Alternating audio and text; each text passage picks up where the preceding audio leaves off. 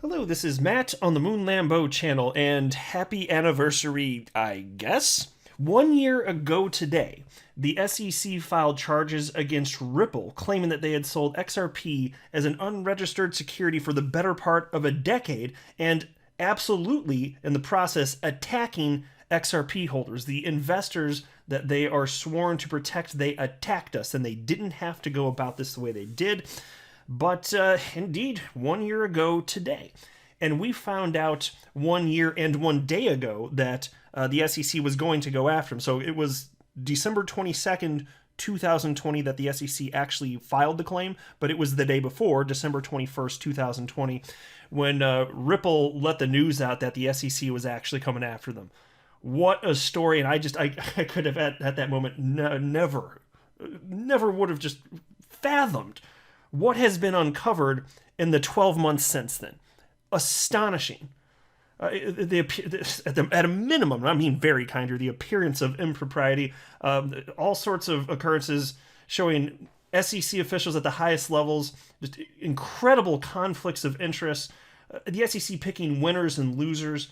It's completely incoherent. And there's not an equal distribution of justice from the SEC in the way that it's approaching crypto. That's for damn sure. Like, everything about it disgusts me. And so here was the headline from Fortune. This is one of the first stories, maybe the first story actually, out covering this. Is December 21st of last year, 2020. Ripple says it will be sued by the SEC in what the company calls a parting shot at the crypto industry. And so, look, I've got comments from attorneys Jeremy Hogan and John Deaton in this video. I want to share with you some thoughts in addition to that. Plenty to talk about here, but before going any further, I do want to be clear, I do not have a legal or financial background of any kind. I am not offering legal or financial advice, and you definitely should not buy or sell anything because of anything that I say or write. I'm just an enthusiast who enjoys making YouTube videos about crypto-related topics, but just as a hobby and just for fun. Now think about this, and this actually, all things considered, is pretty cool. So in a way, it kind of is a happy anniversary. Like, XRP is alive and well, and it's been adopted in the last 12 months to a greater degree than it was before all of this mess. And even if you just want to look at price action, which is perfectly reasonable to do, as I record this, it's at 95 cents. Now, on December 22nd last year, you can see I've got a 12-month chart on Live CoinWatch. December 22nd last year, XRP was 47 cents. Now, the day before that, I think it was in the 50-something cent region, but obviously it endured a rather precipitous drop. In fact, inside of a week, the price went from that level of 47 cents down to 17 cents, with investors being absolutely scared out of their minds, and understandably so. And so, like, I even publicly have stated, for me, like, the price action itself isn't what scares me.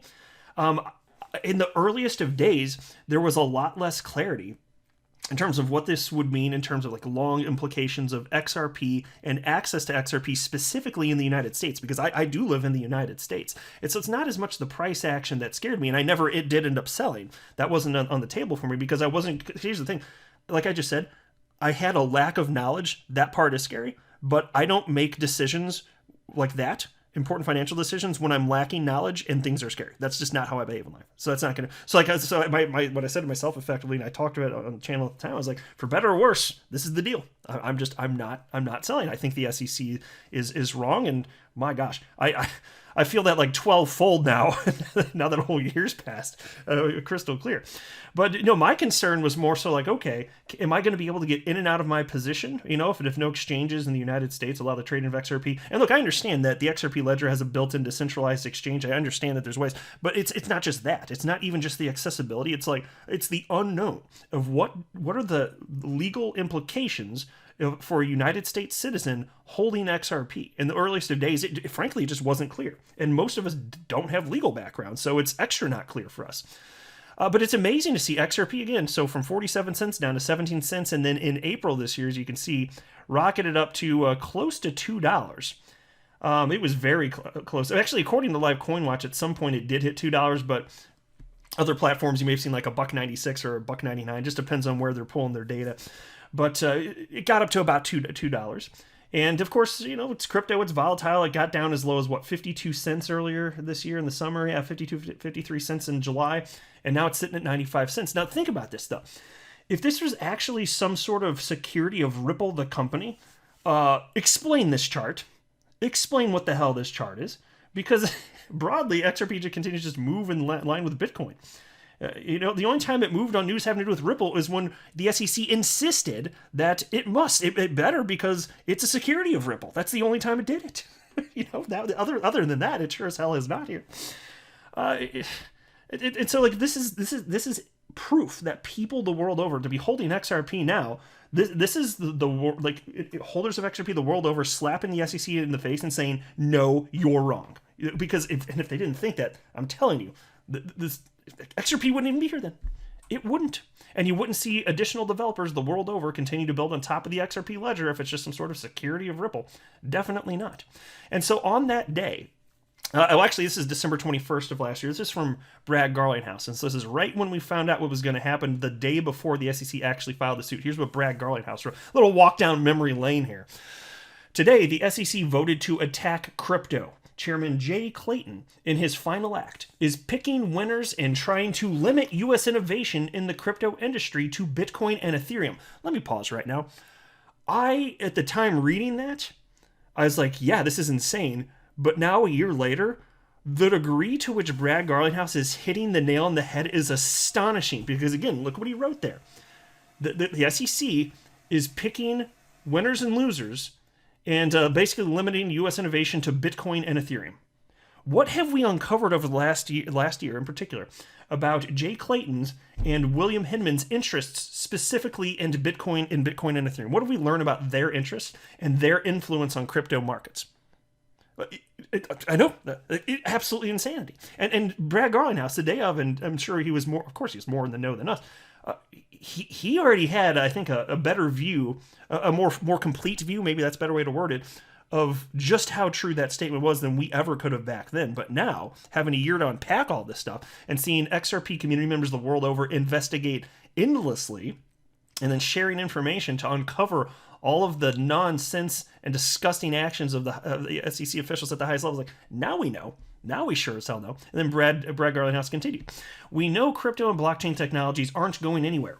Ripple has and will continue to use XRP because it is the best digital asset for payments, speed, cost, scalability, and energy efficiency. It's traded on 200 plus exchanges globally and will continue to thrive. And I'll just pause here to note, they certainly followed through with their word. In fact, despite the fact that on-demand liquidity has been obliterated in the United States because of the SEC picking winners and losers, despite that, XRP adoption has increased in other parts of the world. It's been a pleasure to report on a number of corridors opening up over the course of the last 12 years, utilizing XRP as a bridge currency. The SEC is not going to stop this, no matter what, as far as I'm concerned. It could still have bad outcome in the United States, but XRP is not going away, and Ripple's not going away. And then Brad also wrote, the SEC, out of step with other G20 countries and the rest of the U.S. government, should not be able to cherry-pick what innovation looks like, especially when their decision directly benefits China. Make no mistake, we are ready to fight and win. This battle is just beginning. And look, nobody knows for sure how this is going to go down, but I could not be more optimistic for a positive outcome for XRP holders when this is all said and done. And ultimately Ripple, even if there's a settlement and they end up paying some sort of fine, okay, fine. As long as XRP can be traded on exchanges in the United States, and as long as Ripple has the ability to manage liquidity via on-demand liquidity on RippleNet and sell XRP when they want to, because it's their damn asset, they own it, we're good. We're good. And so attorney Jeremy Hogan wrote the following. On SEC v. Ripple anniversary, excuse me, I have been involved in 1,000 lawsuits in various U.S. courts and various areas of law. The court system is frustrating and lengthy, but what I know is that it usually gets it right. Don't give in to cynicism. It will get it right again. That's good. That's to be honest with you, me not having a legal background, fine. So still, my perspective has always been that generally the court system does get it right. Yes, there can be egregious things that can happen, and if that happens, then we're going to have a whole nother mission on our hands, I guess. I just have such a hard time believing that. The only people that think the SEC are right are lawyers at the SEC and other top officials like Gary Gensler, and also Joe Lubin, co-founder of Ethereum. That's it. That's the extent of all the humans on the planet that think that what the SEC is arguing here actually makes logical sense. Nobody else does. Anybody coming in unbiased, they just hear the facts like, yeah, that doesn't make any damn sense. What the hell are you doing? Now here is a thread from attorney John Deaton. I am so thankful he came along. My gosh. The degree to which this man, for free, is just like, I don't even know how to put it into words. Fighting for the XRP community. It's incredible, because it's just unfortunate. Like, feeling under attack from the government doesn't feel good. They're the powerful government. And so to have somebody like John Deaton fearlessly come in and day after day after day just bring the fire, bring the facts, the degree to which he has helped the XRP community, it's difficult to put into words. And I know that you all know that, but it's worth citing here on the 1-year anniversary of the beginning of the ass hattery. And so here's what attorney John Deaton wrote. A Howey test analysis 1 year later. Does XRP pass the Howey test? In order to pass the Howey test and be considered an investment contract, also known as a security, 4 factors must be satisfied. If all 4 factors are not met, the instrument or asset is not a security. On the 1-year anniversary of the SEC lawsuit against XRP, I offer an answer. XRP does not pass or satisfy the Howey test. Before delving into the Howey analysis, XRP is not an investment contract because there is no contract underlying the investment contract. There's not a single case in 76 years since Howey that has found an investment contract absent a contract or privity between the buyer and seller. The vast majority of XRP traded has occurred in the secondary market, independent of Ripple and with no privity to or with Ripple. Known as the Howey test, the Supreme Court defined an investment contract as a, quote, contract, transaction, or scheme whereby a person invests his money in a common enterprise and is led to expect profits solely from the efforts of the promoter or a third party, end quote. Note the word led. The 4-factor test. Number 1, an investment of money. Number 2, in a common enterprise. 3, with a reasonable expectation of profit. And number 4, derived from the efforts of others. For the purpose of this thread, I only focus on today's XRP. Today's XRP is not 2013's XRP. It's entirely possible the SEC could prove a specific transfer of XRP between 2013 through 2017 with the United States constituted the transfer or offering of an unregistered security. Let me pause right there. And I want to say something which I actually said on at least 2 separate occasions before this case was brought against Ripple. And I was like, well, this is what I think, so I'm going to say it. I don't know if it's going to piss anybody off in the community, but I said it, and I still think it's reasonable, and John Deaton's effectively arguing the same thing here. I never made the claim that Ripple has sold XRP as an unregistered security, but I pointed something out, and I think it's a fair point. I thought it back then, and I think it's now. It's just kind of interesting. People had argued that since Ripple didn't create XRP, that there's no way, just as, like, that single fact alone makes it so that Ripple could not be selling XRP as a security because Ripple, the company, was created after XRP was created. And I thought, okay, well, on the surface that sounds like a pretty strong argument, but if you think a little bit further, I'll peel back the layers of the onion, maybe that argument isn't so solid. And I didn't know what the legal implications were, of course, but just from a logical perspective, I was like, I don't know how that passes the smell test. And I said this over a couple times on the channel in a couple years leading up to this.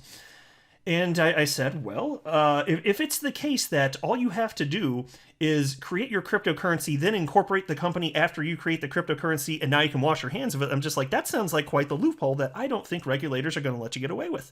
That's what I said. And I thought it then, and I still think it now.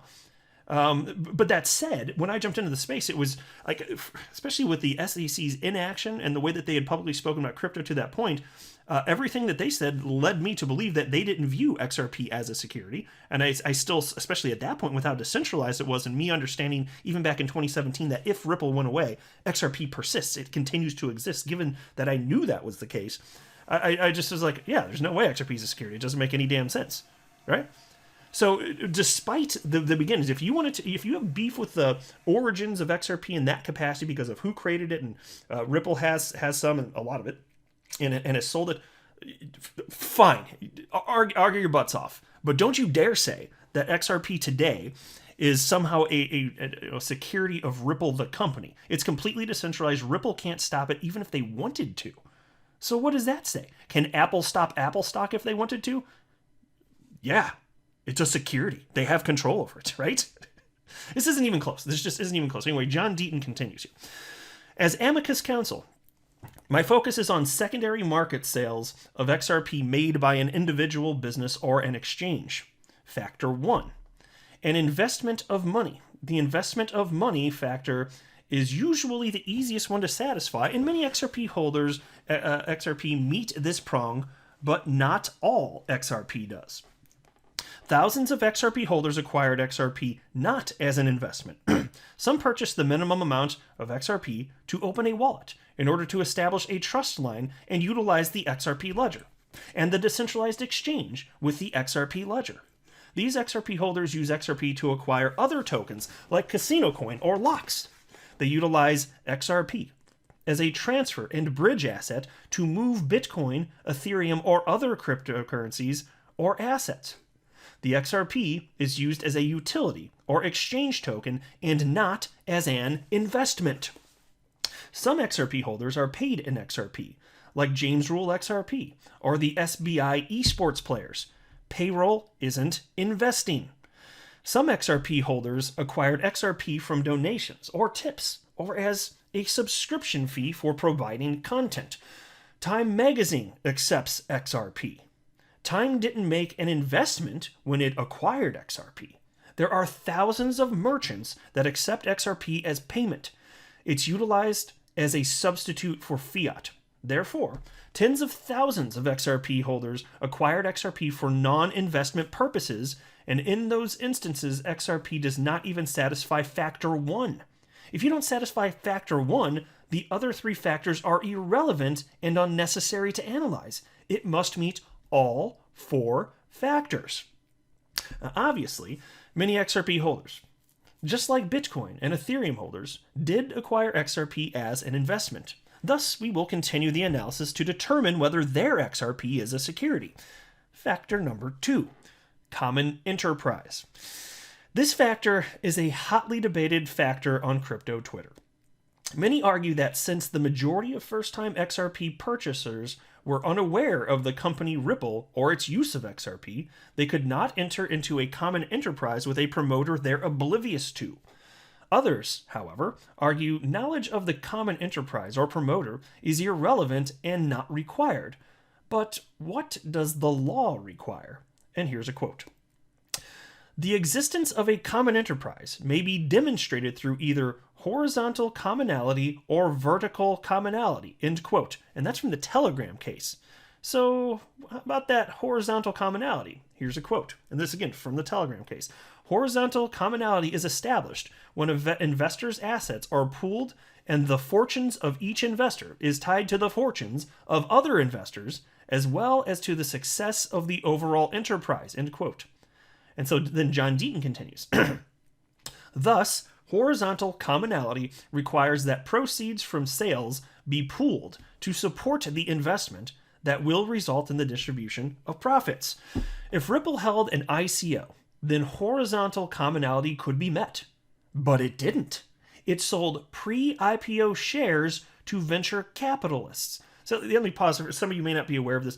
You actually can buy Ripple the company on secondary markets. I'm not talking about XRP. I'm talking about literally Ripple the company, but you have to be an accredited investor, and the threshold for that is quite high. Going from memory, it's something like you have to have at least $1 million in net worth, I believe, or have made, if you're single, I think it's $200,000 a year for the last 2 years, and then some sort of proof that you're on path to make at least that amount for the third year. So almost nobody can be found to be an accredited investor. And so that's why only the rich have the opportunity to invest in early stage technologies, which I find repulsive and disgusting, but that's a different conversation. I've talked about that before as well. But I thought I'd mention that just in case anyone was unaware. Yes, you can, if you're accredited, buy shares of Ripple, the company. John continues. The vast majority of sales of XRP are made in the secondary market unrelated to Ripple. Ripple has stated that only 1% of XRP trading involves Ripple. Therefore, there has been no pooling as required by horizontal commonality because Ripple doesn't pool 99% of XRP sales.